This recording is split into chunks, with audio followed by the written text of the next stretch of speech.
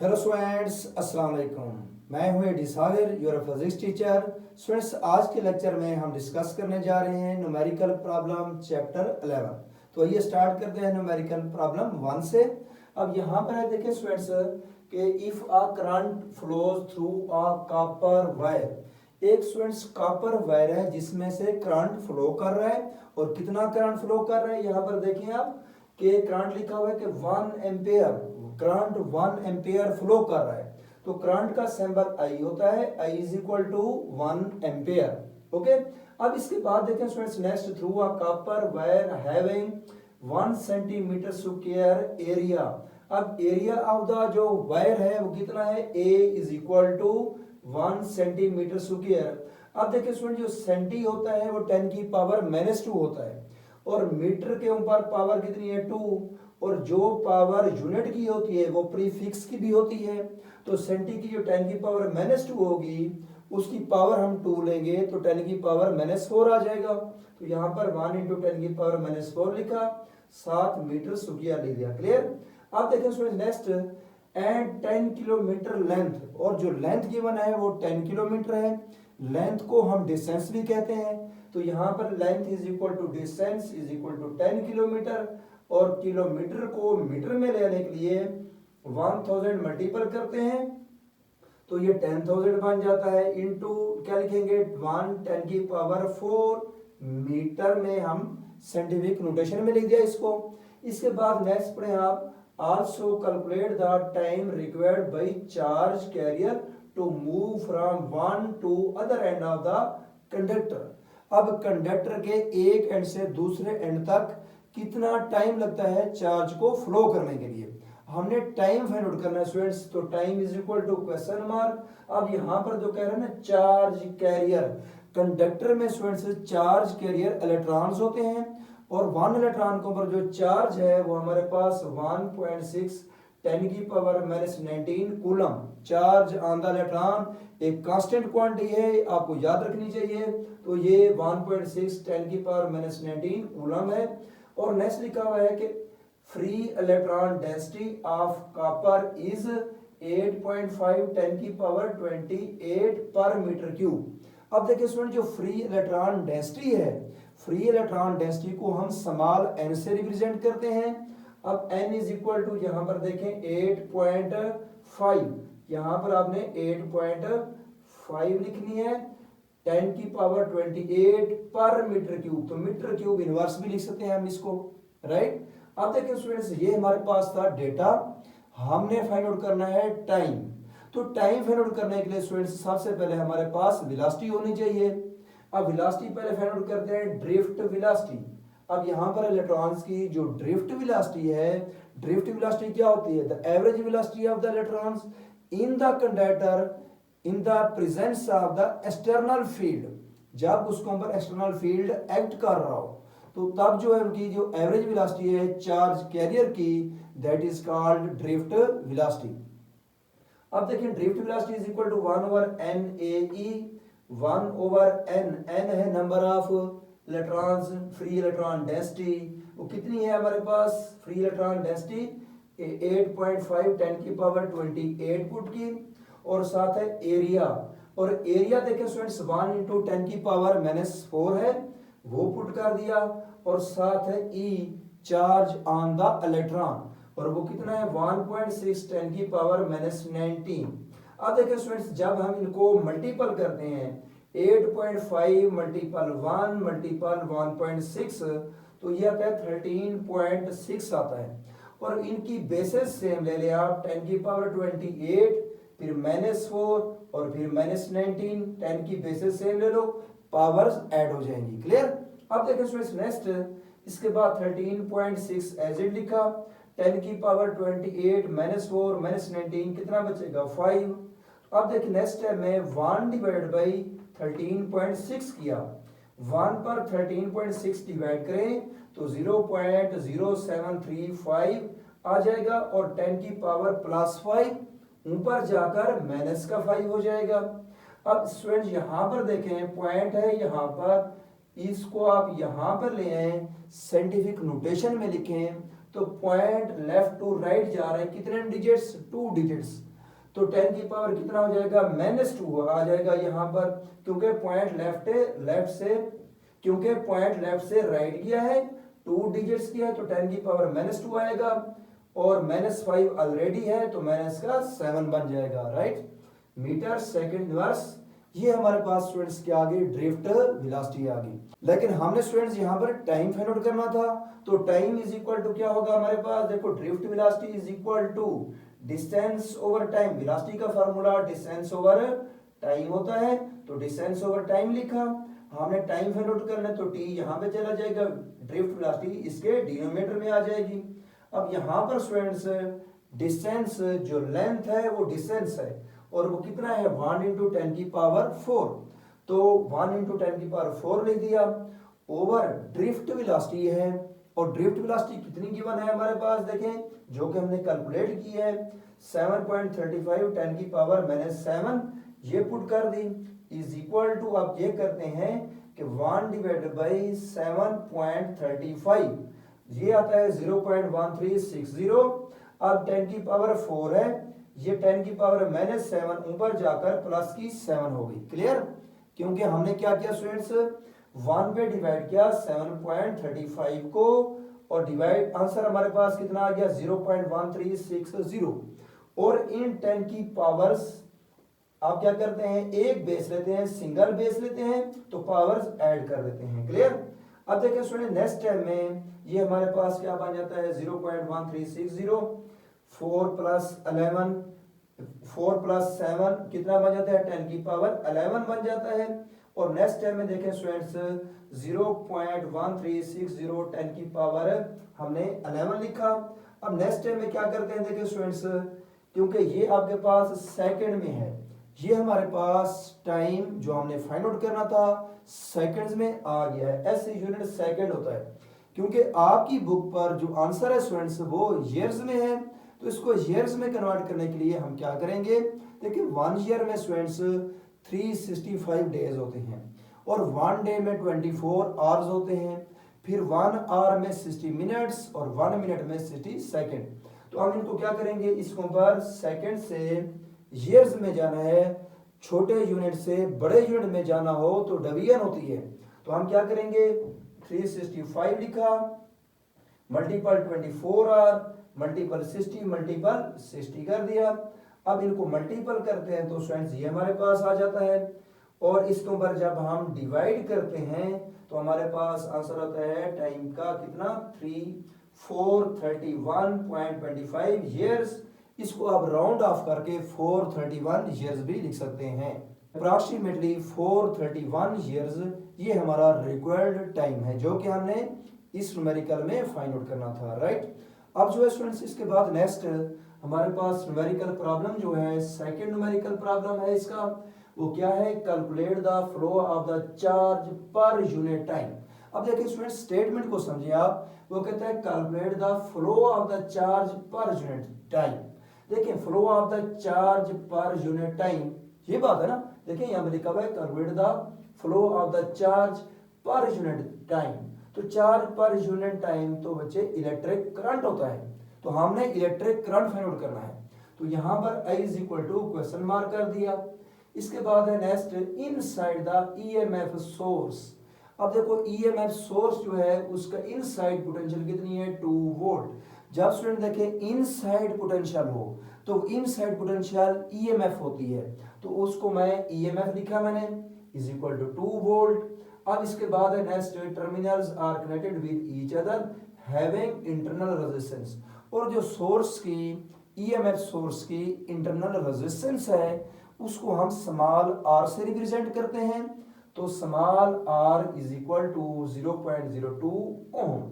अब देखिए स्टूडेंट्स इसके ऊपर मैंने क्या फाइंड आउट करना है, करंट फाइंड आउट करना है, इस पर मैं ओम लॉ अप्लाई करूंगा। ओम लॉ क्या होता है, V is equal to IR, मैं यहाँ पर कैपिटल R लिखता हूँ, V is equal to IR। अब देखें जब इंटरनल पोटेंशियल हो तो V की जगह पर EMF आ जाता है, और कैपिटल R की जगह पर जब इंटरनल रेजिस्टेंस की बात हो तो कैपिटल R की जगह पर स्मॉल r आ जाएगा। तो हमने तो करंट फाइंड आउट करना है, तो I इज इक्वल टू क्या बनेगा, EMF over R, R multiple हो रहा है तो यहां जाकर डिवाइड हो जाएगा, ये हमारे पास फार्मूला बन जाएगा। अब हमने क्या करना है, इसमें वैल्यू पुट कर देनी है। EMF कितना है हमारे पास 2 वोल्ट, इंटरनल रेजिस्टेंस 0.02, डिवीजन करते हैं तो ये हमारे पास 100 एम्पेयर करंट आ जाता है जो कि हमने फाइंड आउट करना था। क्लियर। अब जो है स्टूडेंट्स इसके बाद नेक्स्ट हमारे पास न्यूमेरिकल प्रॉब्लम जो है वो है 3। अब यहां पर है कि calculate the terminal potential of EMF source. हमने स्टूडेंट्स क्या फाइंड आउट करना है, टर्मिनल पोटेंशियल फाइंड आउट करना है। तो terminal potential VT is equal to question mark.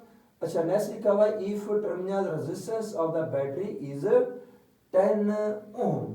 अब देखिए स्टूडेंट्स जो बैटरी की रेजिस्टेंस है, जो बैटरी की रेजिस्टेंस होती है वो इंटरनल रेजिस्टेंस होती है, उसको हम स्मॉल r से रिप्रेजेंट करते हैं, तो r इज इक्वल टू 10 ओम। इसके बाद next and current and internal potential R। अब देखो पहले नंबर पर है करंट, फिर इसके बाद है इंटरनल पोटेंशियल, और करंट कितना है देखो 1 एम्पेयर, तो current I is equal to 1 ampere लिखा। इसके बाद है नेक्स्ट के और इंटरनल पोटेंशियल, इंटरनल पोटेंशियल को हम EMF कहते हैं, तो इंटरनल पोटेंशियल कितनी है 10 वोल्ट, तो EMF is equal to 10 volt, right. अब जो है स्टूडेंट्स इसके ऊपर हम फार्मूला अप्लाई करते हैं टर्मिनल पोटेंशियल को फाइंड आउट करने के लिए। टर्मिनल पोटेंशियल और EMF के बिटवीन जो रिलेशन है, जो फार्मूला है वो VT is equal to EMF minus IR है। अब देखो VT एज इट आ गया, EMF कितना है EMF 10 लिख दिया, माइनस I करंट है 1 लिख देंगे, और इंटरनल रेजिस्टेंस स्मॉल r को हम 10 लिखेंगे, तो 10 माइनस 10 कितना हो जाएगा 0 वोल्ट। ये हमारा रिक्वायर्ड आंसर था। टर्मिनल वोल्टेज, टर्मिनल पोटेंशियल, ये हमारे पास कितनी आ गई 0 वोल्ट आ गया, राइट। अब जो है स्टूडेंट्स इसके बाद नेक्स्ट हमारे पास न्यूमेरिकल प्रॉब्लम जो है वो है 4। लिखा हुआ है कि there is a copper wire having 2000 turn. अब देखें स्टूडेंट्स कॉपर वायर में जो नंबर ऑफ टर्न्स हैं वो 2000 है, तो स्मॉल n से रिप्रेजेंट करेंगे, 2000 टर्न आ गया। इसके बाद next with 0.8 millimetre square area, cross sectional area कितना है 0.8 मिलीमीटर स्क्वायर। अब देखें स्टूडेंट जो मैंने एरिया लिखा है, क्या लिखा है 0.8 मिलीमीटर स्क्वायर लिखा है।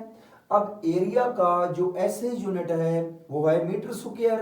अब हम मिली खत्म करते हैं, मिली कितना होता है 10 की पावर -3, और जो पावर यूनिट की होती है वो प्रीफिक्स की भी होती है, लिखी यूनिट के ऊपर जाती है लेकिन वो प्रीफिक्स की भी कंसीडर करते हैं। तो 10 की पावर देखो -3 लिखा मिली की जगह पर, और पावर कितनी है 2, तो 2 लिख दिया, 7 मीटर स्क्वायर एज इट आ गया। तो 0.8 10 की पावर 3 मल्टीपल 2 माइनस का 6 बन जाएगा मीटर का स्क्वायर। क्लियर। ये हमारे पास है एरिया। इसके बाद है next the length per unit is 80 centimetre. Length per unit, अब देखिए लेंथ पर यूनिट जो होती है स्मॉल एल होता है, देखो length per unit small L. अब ये टोटल लेंथ आपके पास per unit turn, per unit length per unit turn कितना होता है स्मॉल एल होता है, small L is equal to capital L over N, ठीक है। अब देखो कैपिटल एल का मतलब है टोटल लेंथ। अब एक टर्न के ऊपर कितनी लेंथ आ रही है वो है स्मॉल एल, एक टर्न, क्योंकि नंबर ऑफ टर्न कितने हैं 2000 है, और एक टर्न के ऊपर जो लेंथ है ना लेंथ पर यूनिट टर्न, तो वो आपके पास स्मॉल एल होगी। तो ये हमें क्या गिवन है स्मॉल एल गिवन है, तो L is equal to 80 centimetre. Centimetre को मीटर में कन्वर्ट करने के लिए हम 100 डिवाइड करते हैं, तो 0.8 मीटर आ जाता है। अब देखिए नेक्स्ट इसके बाद students calculate the resistance of the coil. हमने रेजिस्टेंस फाइंड आउट करनी है, तो R is equal to question mark. इसके बाद है resistivity of copper wire is, और रेजिस्टिविटी गिवन है जिसको हम रो से रिप्रेजेंट करते हैं, सिंबल इसका है ये रो। रेजिस्टिविटी का 0.02, साथ है माइक्रो, और माइक्रो 10 की पावर -6 होता है, तो 10 की पावर -6 लिख दें आप, और साथ ओम मीटर है तो ओम मीटर एल लिख दिया साथ। अब देखें स्टूडेंट्स हमने रेजिस्टेंस फाइंड आउट करनी है, तो रेजिस्टेंस का जो फार्मूला होता है वो R is equal to rho L over A होता है, राइट। अब देखें स्टूडेंट्स, यहाँ पर हमें कैपिटल एल चाहिए, कैपिटल लेंथ चाहिए। तो ये हमें लेंथ स्मॉल एल गिवन है, तो पहले हमें कैपिटल लेंथ फाइंड आउट करना होगा। इस कैपिटल एल को फाइंड आउट करने के लिए क्या करेंगे, एन मल्टीपल स्मॉल एल हो जाएगा। यहाँ पर देखें students, small N number of the turns कितने हैं, 2000 पुट किया। लेंथ जो है स्मॉल एल और वो कितना है 0.8 पुट की। अब 2000 मल्टीपल 0.8 करते हैं तो ये हमारे पास 1600 आ जाएगा लेंथ। ओके, अब देखिए students, next R is equal to rho L over A किया है हमने। तो इसमें रो क्या है आपके पास, रेजिस्टिविटी है, और वो कितनी है 0.02 10 की पावर -6 पुट की, और साथ है लेंथ 1600 पुट कर दी ओवर एरिया, और एरिया कितना है 0.8 10 की पावर -6 पुट कर दिया। अब इसकी कैलकुलेशंस करें स्टूडेंट्स, तो यहाँ पर देखिए 10 की पावर -6 10 की पावर -6 कैंसिल आउट हो जाएंगे। आपने क्या करना है 0.02 मल्टीपल क्या करेंगे 1600 और डिवाइडेड बाई 0.8 करेंगे तो आपके पास 40 ओम रेजिस्टेंस आ जाएगी, जो कि हमने फाइंड आउट करनी थी। क्लियर जी। अब जो है स्टूडेंट्स, इसके बाद हमारे पास नेक्स्ट न्यूमेरिकल प्रॉब्लम जो है वो है 11.5। तो ये स्टार्ट करते हैं 11.5 को। A piece of a silver wire has a resistance of 1 ohm। एक सिल्वर वायर है, उसकी जो रेजिस्टेंस है वो है 1 ओम। तो आर एस, आर का मतलब रेजिस्टेंस, सिल्वर की वायर है तो एस लिखूंगा resistance of the silver wire, और वो कितना है 1 ओम लिख दिया।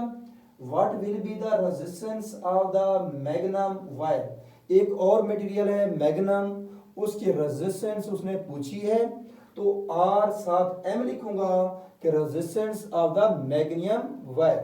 अब इसके बाद नेक्स्ट लिखा हुआ है कि the resistance of the magnesium wire of 1/3 of the length, मतलब मैग्नम की जो वायर है इसकी लेंथ सिल्वर वायर की लेंथ के 1/3 है।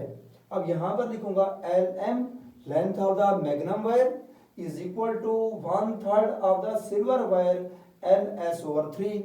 इसके बाद नेक्स्ट लिखा हुआ है एंड 1/3 ऑफ द डायामीटर, और मैग्नम वायर का जो डायामीटर है वो भी 1/3 है, किसका, सिल्वर का। अब यहां पर लिखूंगा कि D M diameter of the magnum wire is equal to diameter of the silver wire over 3, क्योंकि यहां पर लिखा हुआ था 1/3 ऑफ द डायामीटर, तो D S diameter of the silver wire over 3। इसके बाद next if the specific resistance of the wire, किस कौन सी वायर, मैग्नम वायर की जो रेजिस्टिविटी है, स्पेसिफिक रेजिस्टेंस का मतलब रेजिस्टिविटी, तो स्पेसिफिक रेजिस्टेंस या रेजिस्टिविटी मैग्नम वायर का रो एम इज इक्वल टू कितना है 30 times that of the silver, तो 30 रो एस, ये स्पेसिफिक रेजिस्टेंस है सिल्वर की और ये है मैग्नम की, क्योंकि मैग्नम वायर की जो रेजिस्टिविटी है या स्पेसिफिक रेजिस्टेंस है वो 30 times that of the silver, तो 30 टाइम ऑफ द सिल्वर का साथ लिख दिया। अब यहां पर देखें स्टूडेंट्स, मेरे पास जो डेटा क्या गिवन है आर एस 1 ओम है और मैग्नीशियम वायर की रेजिस्टेंस को मैंने फाइंड आउट करना है, तो यहां पर मैं फार्मूला अप्लाई करूंगा R S is equal to rho L over A. पहले फार्मूला अप्लाई कर रहा हूं रेजिस्टेंस का, हमारे पास जो जनरल फार्मूला है रो एल ओवर ए होता है।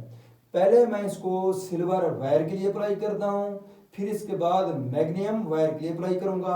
अब यहां पर देखें स्टूडेंट्स, सिल्वर के लिए अप्लाई करूंगा तो आर के साथ एस लिखूंगा और रो के साथ भी एस लिखूंगा, एल के साथ भी एस, ओवर एरिया भी के साथ भी एस लिखूंगा, क्योंकि सिल्वर वायर है ना, तो एरिया भी सिल्वर वायर का होगा। ये formula R is equal to किसके लिए अप्लाई किया है, मैंने सिल्वर वायर के लिए अप्लाई किया।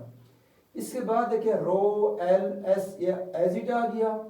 एरिया पाई आर का स्क्वायर होता है, जो वायर का एरिया होता है वो क्रॉस सेक्शनल एरिया होता है और वो कितना होता है पाई आर स्क्वायर होता है, तो पाई आर का स्क्वायर लिखा, क्योंकि सिल्वर वायर का एरिया था तो रेडियस भी सिल्वर वायर का लिखूंगा, आर एस लिखूंगा।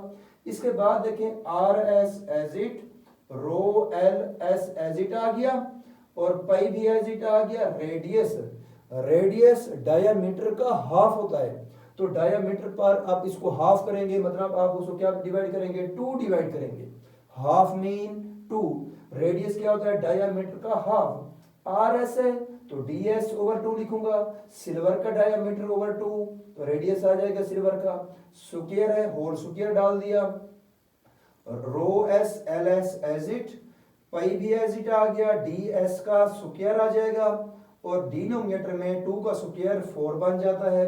इसके बाद देखिए स्टूडेंट्स रेसिप्रोकल लिया मैंने तो 4 ऊपर चला जाएगा, 4 रो एस एल एस और पाई डी एस का स्क्वायर। ये मेरे पास यू समझें कि इक्वेशन 1 बन गई है, रो एस सिल्वर के लिए इक्वेशन बन गई है, सिल्वर वायर के लिए इक्वेशन बन गई है। अब जो है स्टूडेंट्स इसी फार्मूले को मैं अप्लाई करूंगा मैग्नम वायर के लिए, तो मैग्नम वायर के लिए भी यही लिखूंगा, साथ एम लिख दूंगा, यहां पर भी देखो यहां पर आर एम लिखा, rho M L M over A M, clear. अब देखिए students next rho M as it आ गया, एल एम भी एज इट आ गया और एरिया है, एरिया की जगह पर पाई आर का स्क्वायर लिखूंगा। अब क्योंकि मैग्नीशियम का एरिया है तो रेडियस भी मैग्नम का होगा। अब देखिए नेक्स्ट है students rho M L M as it आ गया, पाई भी एज इट आ गया, R M radius of the magnesium wire, radius diameter का हाफ होता है तो यहां पर भी मैंने ऐसे किया, मैग्नीशियम वायर का रेडियस है तो डायमीटर मैग्नीशियम वायर के ऊपर 2 को डिवाइड करूंगा और ऊपर होल स्क्वायर है तो होल स्क्वायर ले लिया। अब rho M L M as it, pi भी एज इट आ गया, डी एम का स्क्वायर और 2 का स्क्वायर कितना आ जाता है 4 आ जाता है। अब देखिए नेक्स्ट है स्टूडेंट्स इसका रेसिप्रोकल लूंगा मैं तो 4 ऊपर चला जाएगा, 4 रो एम एल एम और पाई डी एम का स्क्वायर। अब देखिए स्टूडेंट्स इस टाइम में जो रो एम है, देखिए 4 तो एज इट आ गया, रो एम यहां पर डेटा में जाए आप, रो एम किसके इक्वल है, rho M is equal to 30 rho S. अब यहां पर मैंने वैल्यू पुट कर दिया रो एम की 30 रो एस और L M length of the magnesium wire, वो क्या थी आपके पास length of the magnesium wire L S over 3 1/3 of the silver wire, तो एल एस ओवर 3 पुट कर दिया लेंथ की जगह पर और पाई एज आ गया, एज इट आ गया, diameter of the magnesium wire वो भी उसने बताया हुआ था कि 1/3 ऑफ द सिल्वर वायर, तो डी एस ओवर 3 वो पुट कर दिया डी एम की जगह पर। अब देखिए स्टूडेंट्स यहां पर 3 1 3 3 10 30 कर ले आप और 10 मल्टीपल 4 करेंगे तो 40 और रो एस और एल एस आ गया, डिनोमिनेटर में जाए तो पाई डी एस का स्क्वायर और 3 का स्क्वायर 9 आ जाएगा। अब इसका स्टूडेंट्स देखें ये डिनोमिनेटर में है, इसका मैं ऊपर लूंगा तो रेसिप्रोकल हो जाएगा, ठीक है। अब देखें 40 रो एस एल एस लिखा यहाँ पर और ये डिनोमिनेटर ऊपर जाकर रेसिप्रोकल होगा तो मल्टीपल हो जाएगा, 9 ऊपर पाई डी एस स्क्वायर डिनोमिनेटर में आ जाएगा। अब यहां पर देखें स्टूडेंट्स क्या किया है मैंने, 9 मल्टीपल 40 360 रो एस एल एस और डिनोमिनेटर में क्या है पाई डी एस का स्क्वायर, ठीक है। ये हमारे पास इक्वेशन यू समझें कि 2 बन गई है। अब हम क्या करते हैं इक्वेशन 2, ठीक है, इक्वेशन 2 के ऊपर हम क्या कर देंगे इक्वेशन 1 को डिवाइड करेंगे, क्लियर। अब देखिए लिखूंगा equation 2 divide by equation number 1। अब देखिए आर एम पर आर एस आ जाएगा, इक्वेशन 1 में देखें लेफ्ट साइड आर एस है। इसके बाद देखें क्या करते हैं इसकी राइट साइड के ऊपर मैं इसकी राइट साइड को डिवाइड करूंगा, देखो डिवीजन की है मैंने, आर एम की वैल्यू पुट कर ली, इसके बाद है डिवाइडेड बाय आर एस तो डिवीजन यहां पर मैंने लिख दिया। अब इसकी जो वैल्यू है आर एस की यहां पर डिवाइड हो रही है, चेक करें आप, ठीक है। अब डिवीजन को मल्टीप्लिकेशन में कन्वर्ट करूंगा तो इसका रेसिप्रोकल हो जाएगा।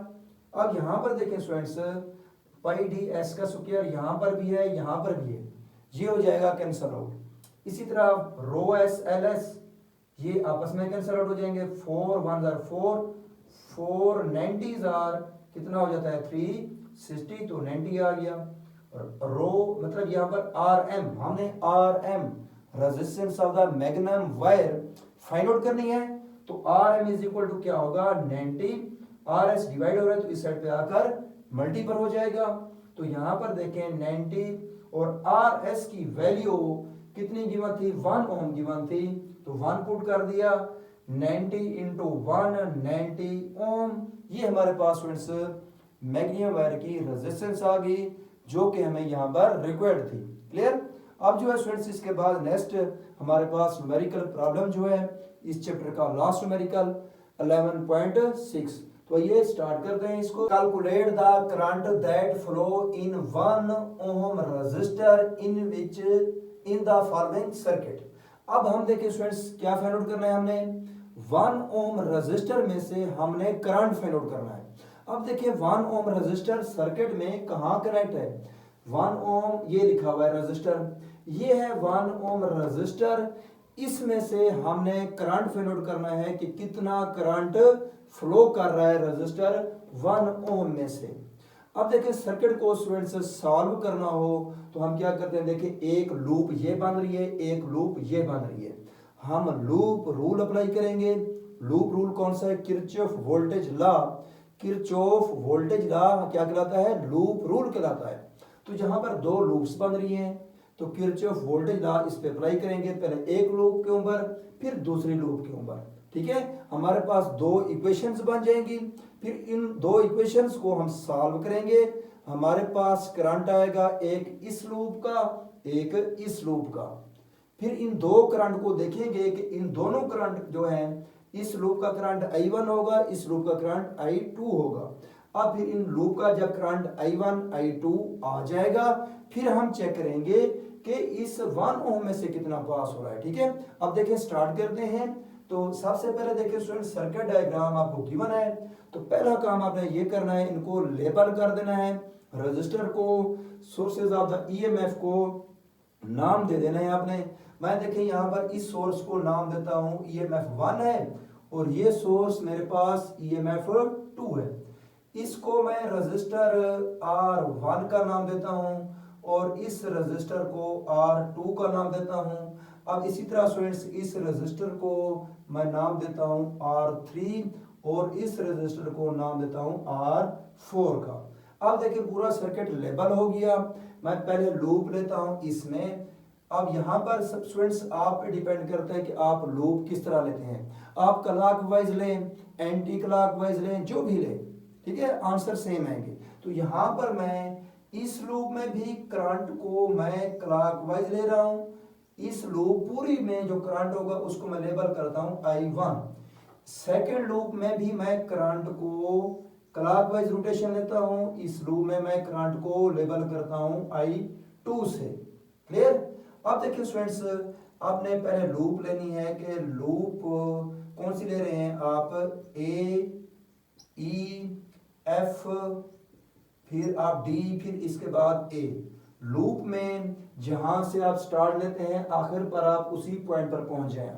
ठीक है, अब इस लूप में देखते हैं किरचॉफ वोल्टेज लॉ अप्लाई करते हैं इस लूप के ऊपर। ठीक है, अब देखिए स्टूडेंट्स एक बात याद रखनी है, ये जो R1 है ये कॉमन है, ये इस लूप में भी आ रहा है, ये R1 उस लूप में भी आ रहा है। तो जब हम इस लूप में देखेंगे करंट इसमें जब फ्लो करेगा तो डाउनवर्ड होगा इस लूप में यूं।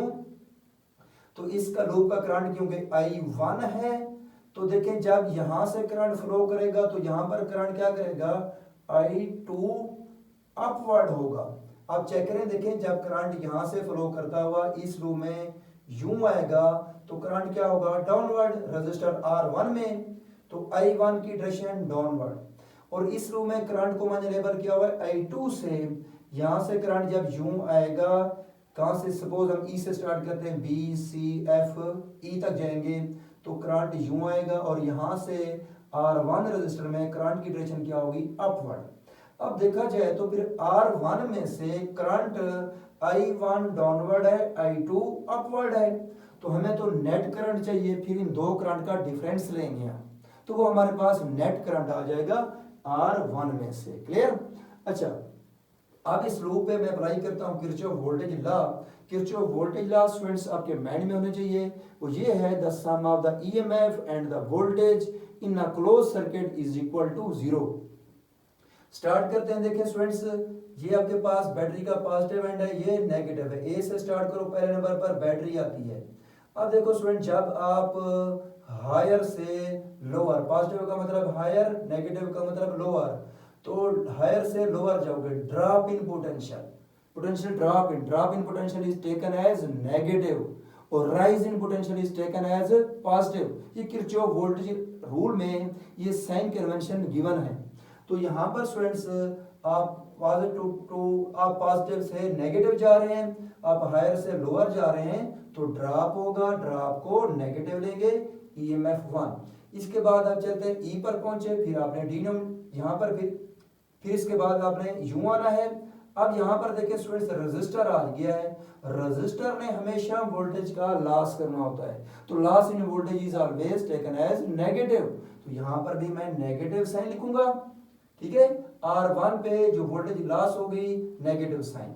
अब देखिए स्टूडेंट्स यहाँ पर जो वोल्टेज लॉस होगी क्या होगी, IR1 नहीं करूंगा, इसको क्या करूंगा मैं I1, इस लूप का करंट डाउनवर्ड है ना, तो इसका क्या होगा, अपोजिट है, I2 अपवर्ड है, तो I1 माइनस I2 करूंगा।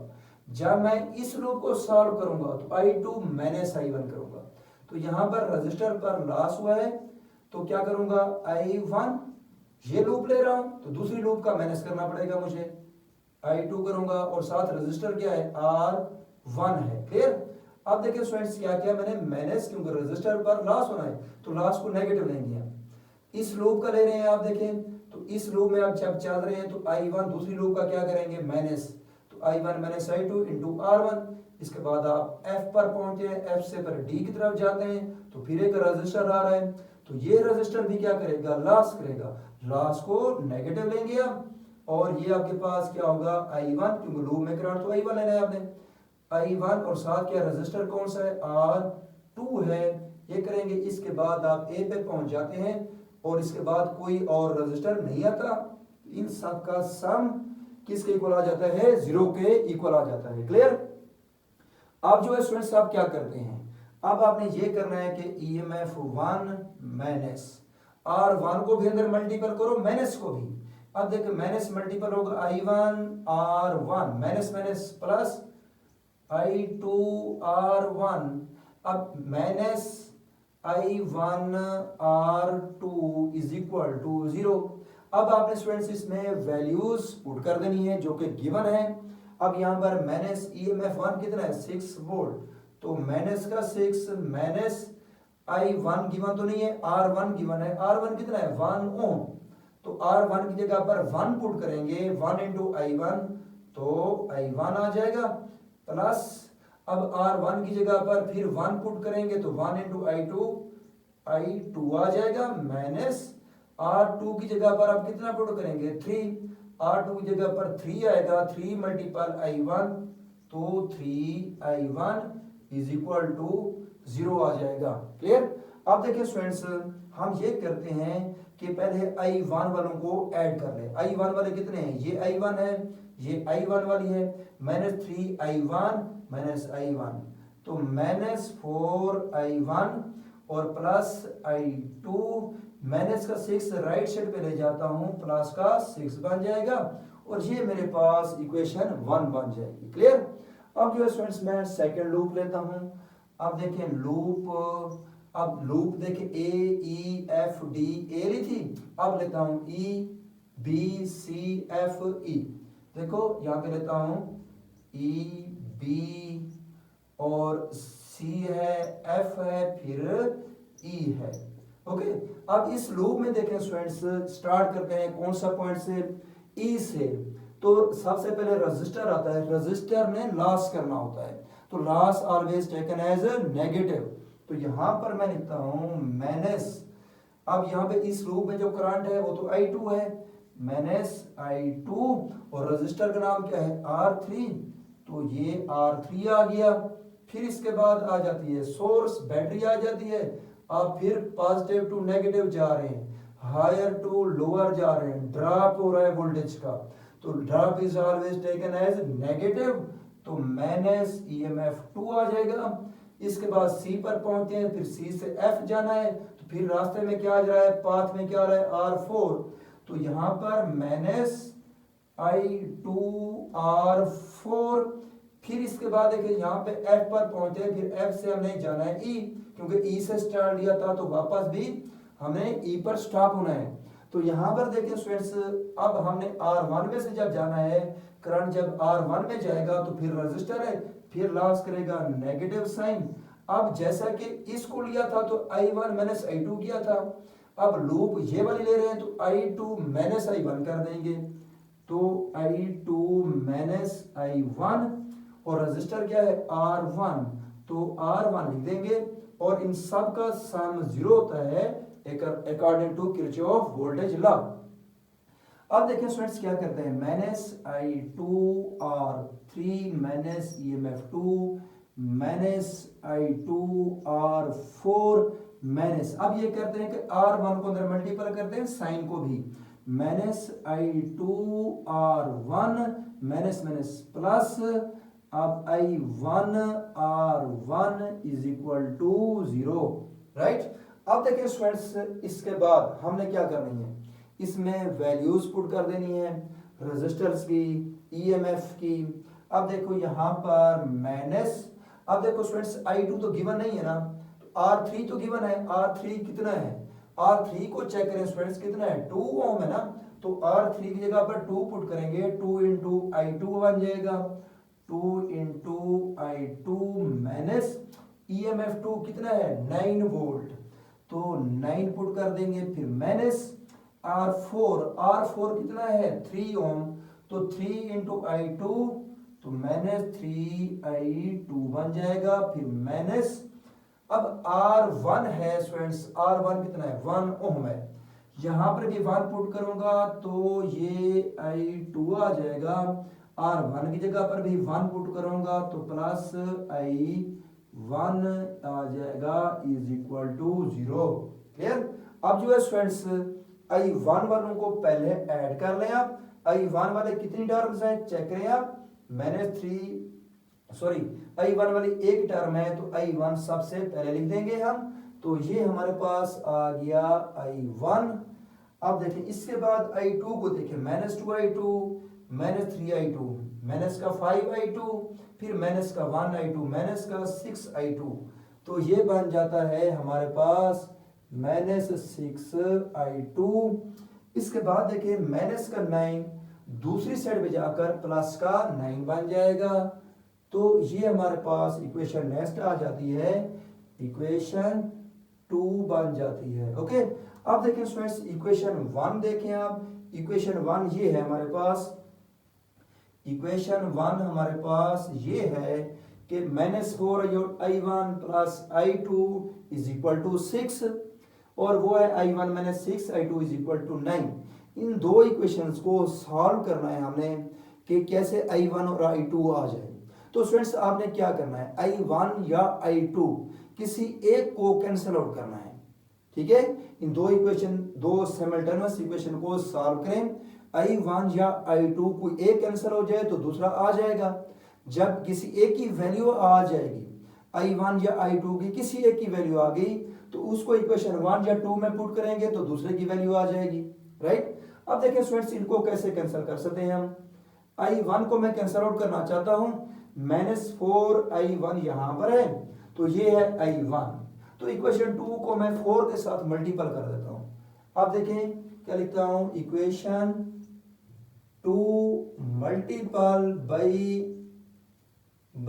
4 को मल्टीपल करें, 4I1 4 6 R 24, तो यहां पर 24I2 is equal to 4 9 R 36। अब ये इक्वेशन बन गई है 3।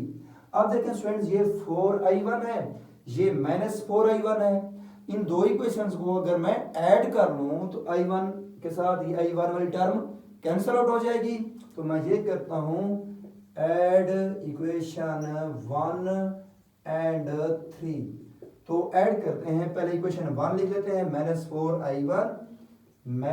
4I1 plus I2 is equal to, मेरे पास क्या था 6 था। अब देखें स्टूडेंट्स नेक्स्ट टाइम में क्या करते हैं, यहां पर देखो कि इसको ऐड करते हैं इसमें, तो ये मेरे पास 4I1 minus 24I2 is equal to 36, अब देखिए स्टूडेंट्स इनको कैंसिल आउट कर देते हैं, तो ये मेरे पास आ जाएगा -23i2 is equal to 36 plus 6 करेंगे तो 42 आ जाता है, और i2 is equal to 42 divide by 23। अब जो देखें स्टूडेंट्स साइन है हमारे पास नेगेटिव, ये उस साइड पे शिफ्ट हो जाएगा, माइनस यहां पर आ जाएगा। अब यहां पर देखें स्टूडेंट्स आपके पास आंसर i2 का कितना आता है, 42 डिवाइड बाई करते हैं 42 डिवाइड बाई 23, तो ये मेरे पास स्टूडेंट्स आता है 1.82। तो ये मेरे पास आ गया माइनस का 1.82 एम्पेयर। i2 आ गया है, तो अब स्टूडेंट्स हमने i1 फाइंड आउट करना है, तो इसको इक्वेशन नंबर मैं 2 में पुट कर देता हूं, पुट इन इक्वेशन नंबर 2। अब 2 इक्वेशन ये है आपके पास i1 माइनस 6 और i2 की वैल्यू कितनी डालूंगा मैं, माइनस का 1.82, फिर इज इक्वल टू क्या है 9 लिख दिया, तो i1 माइनस माइनस प्लस हो जाएगा, और 6 मल्टीपल करते हैं आप 1.82, तो ये आपके पास आता है 10.92 इज इक्वल टू 9, तो i1 इज इक्वल टू 9। अब प्लस का है तो उस साइड पे जाकर माइनस का हो जाएगा 10.92, तो ये मेरे पास i1 जो है कितना आ रहा है, i1 इज इक्वल टू यहां पे लिख देता हूं, क्या आता है कि 9 माइनस 10.92, तो ये मेरे पास स्टूडेंट्स आता है -1.92 एम्पेयर। ये स्टूडेंट्स हमारे पास करंट i1 और i2 आ गया। देखिए स्टूडेंट्स i1 डाउनवर्ड जा रहा था और i2 क्या जा रहा है, अपवर्ड रजिस्टर R1 में, क्योंकि हमने जो करंट फाइंड आउट करना है 1 ओम रजिस्टर में से फाइंड आउट करना है। लिखा हुआ है calculate the current that flow 1 ohm resistor in 1 ohm resistor, तो 1 ओम रजिस्टर ये है, इसमें दो करंट फ्लो कर रहे हैं, एक इस लूप का डाउनवर्ड, इस लूप का i2 अपवर्ड, तो हमने इन दोनों का डिफरेंस लेना है, नेट करंट लेना है, तो नेट करंट क्या आएगा हमारे पास, i इज इक्वल टू, मैं ये करता हूं कि i2 माइनस i1 कर देता हूं, ठीक है। अब देखें स्टूडेंट्स यहां पर i2 में से i1 को माइनस करें, नेट करंट आ जाएगा, तो i is equal to i2 कितना करंट है, माइनस 1.82, फिर माइनस, और i1 कितना है हमारे पास, माइनस का 1.92। अब नेक्स्ट में i is equal to minus 1.82 minus minus plus 1.92, तो i is equal to minus 1.82 minus 1.82, फिर इसके बाद करते हैं प्लस 1.92, तो ये मेरे पास स्टूडेंट्स आंसर आता है 0.1, तो 0.1 एम्पेयर ये मेरे पास करंट आ गया थ्रू रजिस्टर 1 ओम। क्लियर? ओके स्टूडेंट्स, अल्लाह हाफिज।